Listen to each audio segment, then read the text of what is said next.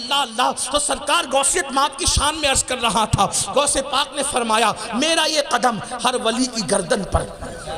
آج کل کچھ مینکیوں کو زکام بھی ہو رہا ہے، وہ کہتے ہیں ہمارے پیر کی گردن پر نہیں، وہ فلاں کے پیر کی گردن پر۔ تو ذرا سا میں کوئی کسی کو چھیڑ چھاڑ کرنے والا آدمی نہیں ہوں، نہ ہی میں کوئی جو ہے وہ کسی کو ٹوینٹنگ کرنے کے لیے آیا ہوں، لیکن اتنا ضرور کہتا ہوں یہ مسئلہ شیخ زکریا ملتانی نے حل کر دیا۔ ایک قادری شخص ایک قادری شیخ زکریا ملتانی کے مریدوں سے ملے تو کہا کہ ہمارے پیر غوث پاک کا قدم ہر ولی کی گردن پہ ہے۔ تو شیخ زکریا صاحب کے مریدوں نے کہا ہمارے پیر کی گردن پہ نہیں ہے۔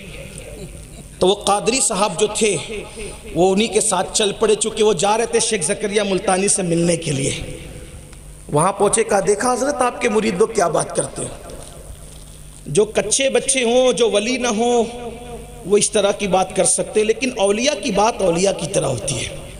ہاں وہ قادری شخص جو قادری مرید تھے انہوں نے کہا حضرت آپ کے مرید کیا بولتے ہیں؟ کیا بولتے ہیں؟ کہا بول رہے ہیں کہ آپ کے غوث پاک کا قدم اوروں کی گردن پہ ہوگا، ہمارے پیر کی گردن پر نہیں ہے۔ تو شیخ زکریا ملتانی نے کتنا خوبصورت جواب دیا، جو کہتے ہیں نا ہمارے پیر کی گردن پہ نہیں، ان کو عبرت حاصل کرنا چاہیے۔ شیخ زکریا ملتانی کہتے ہیں یہ بتاؤ بھائی کہ غوث پاک کا قدم عوام کی گردن پر ہے کہ ولیوں کی گردن پر؟ غوث پاک کا قدم عوام کی گردن پر ہے کہ ولیوں کی گردن پہ؟ تو کہا ولیوں کی گردن پہ۔ کہا یہ کمبخت مرید ہو کر بھی مجھے ولی نہیں مانتے، اگر ولی مانتے تو یہ بھی مانتے کہ غوث پاک کا قدم میری گردن۔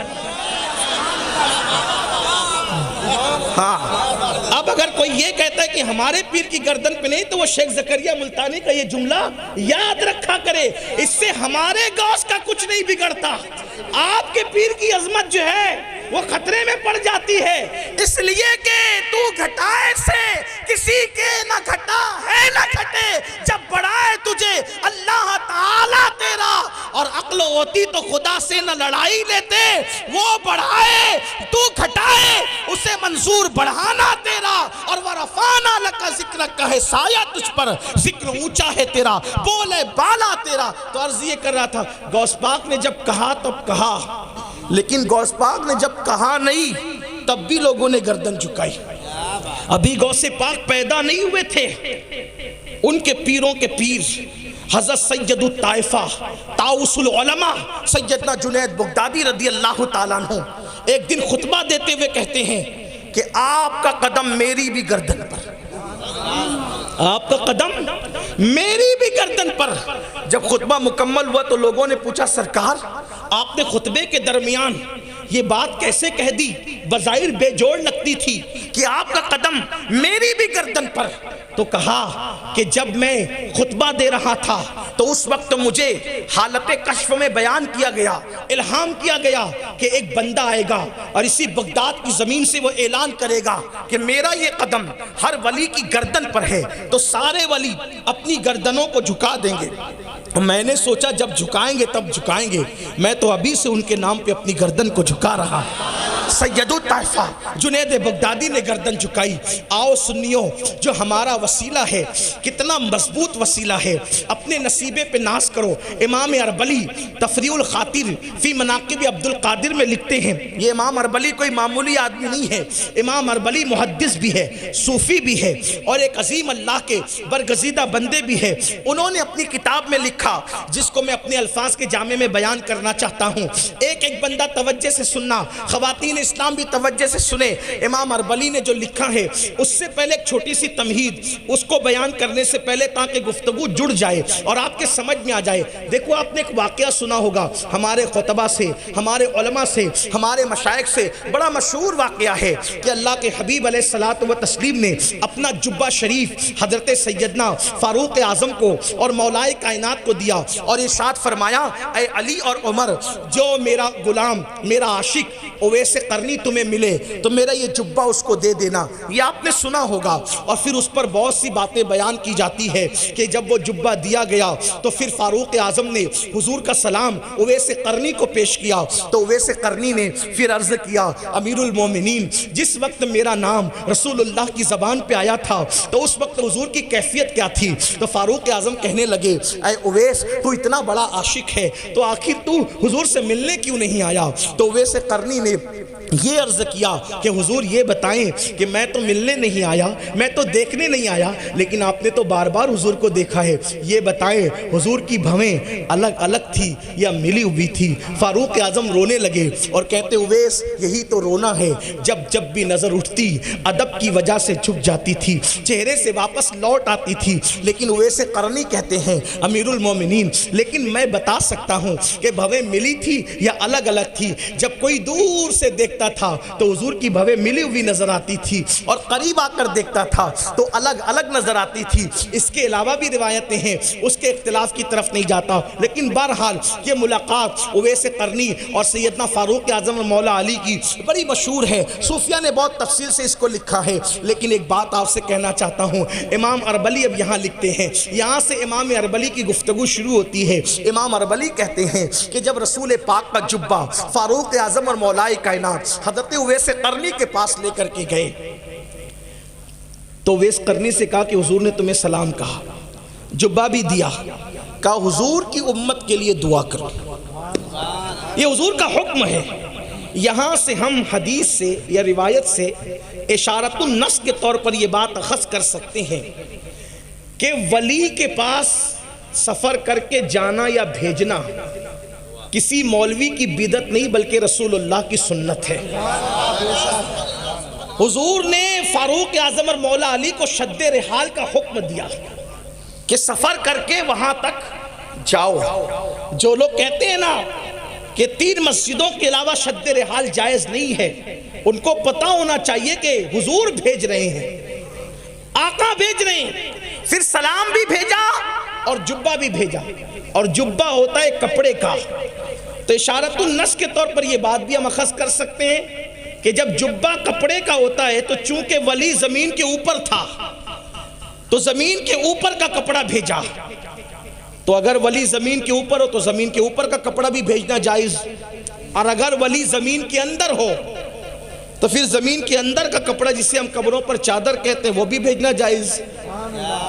لیکن یہ میرا مسلک ہے اہل سنت کا. اب ذرا دھیان دینا, یہاں اٹھک بیٹھک اگر کرتے ہیں تو گفتگو مکمل ہوتی ہے. میں جانتا ہوں بہت دیر سے بیٹھے ہوں گے آپ, حالانکہ آپ لوگ بیٹھ ہی رہے ہیں, لیکن آپ کی توجہ چاہتا ہوں.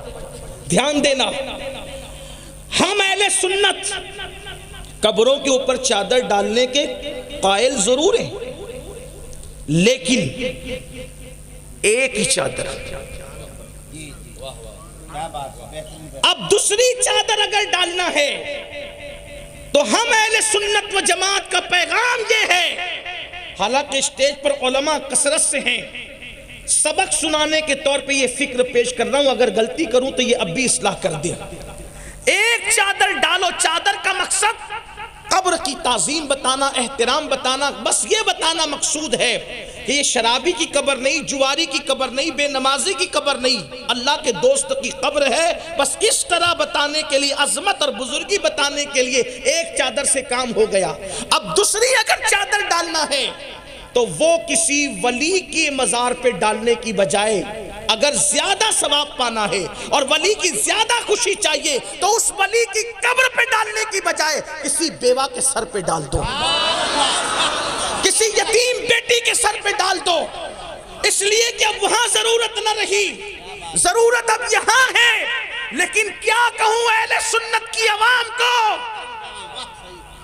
ایک ایک قبر پر 1-1 لاکھ کی چادر ڈالتے ہیں ریاکاری کے لیے, تاکہ لوگوں کو پتا چلے کہ دیکھو فلاں مرید نے اپنے پیر کے مزار پہ 1 لاکھ کی چادر ڈالی. میرے عزیز تیرے پیر اگر اللہ کی بارگاہ میں مقبول ہو چکے تو وہ تیرے 1,00,000 کی چادر کے محتاج نہیں، ان کے لیے تو جنت کا بستر قدرت نے بچھا دیا، نم کا نومت العروس کا نغمہ انہیں سنا دیا گیا، اور پہلی رات کی دلہن کی طرح انہیں بستر پہ جنت کے سلا دیا گیا۔ اب اسے تیری چادر کی ضرورت نہیں ہے، تیری چادر کی ضرورت قوم کی اس بیٹی کو ہے جس کی چادر سر پہ پھٹ چکی ہے اور وہ ننگے سر گھوم رہی ہے۔ میرے آقا علیہ الصلوۃ والتسلیم کے پیارے دیوانوں، جس کو ترجیح دینا ہے اس کو ترجیح دو۔ ابھی آپ نے مجھے اتنا مہنگا پھول ہار جو لا کر کے پیش کیا، میں نے واللہ غرور کی وجہ سے انکار نہیں کیا، اللہ کی جھوٹی قسم کھانے والے پہ اللہ کی لعنت، میں نے غرور کی وجہ سے تکبر کی وجہ سے انکار نہیں کیا، میں نے صرف اس لیے انکار کیا،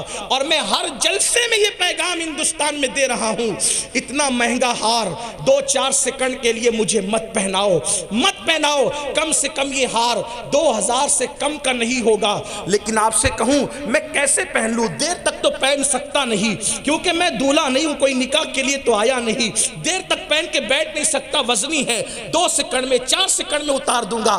اب میں وہ کیسے قبول کر لوں؟ اللہ اکبر!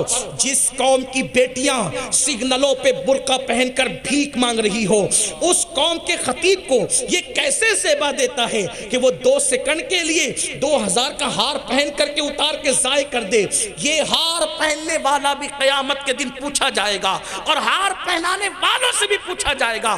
ہم جلسوں میں تو یہ کہتے ہیں نا، شادی کے خرچے کم کرو، شادی کی فضول خرچی کم کرو، لیکن میں کھڑک والوں تم سے یہ بھی کہنا چاہتا ہوں، شادی کی فضول خرچی ضرور کم کی جائے، لیکن جلسوں کی فضول خرچی بھی کم ہونا چاہیے۔